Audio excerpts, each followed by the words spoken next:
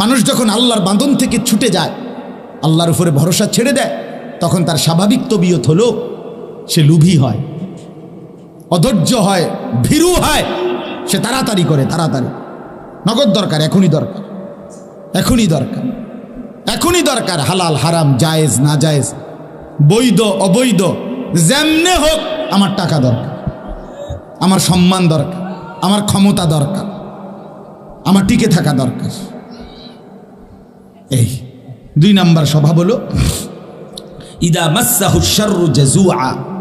আল্লাহ তাআলা বলেন মানুষের স্বাভাবিক স্বভাব হলো দ্বিতীয়টা, যখনই আল্লাহর পক্ষ থেকে একটু মুসিবত আসে, ওই যখন সে আল্লাহকে মানে না, তাওয়াক্কুল, আল্লাহর উপরে ভরসা নাই, কোরআন সুন্নাহর বুঝ বুদ্ধি, আল্লাহর উপরে ভরসা এগুলা নাই, তো তখন তার অবস্থা হয় নিজে নিজে তো চলে, যখনই একটু মুসিবত বড় সড়ো কোনো বিপদ আপদ আসে তো একদম হতাশ হয়ে আতফাও ছেড়ে, হায় হায়।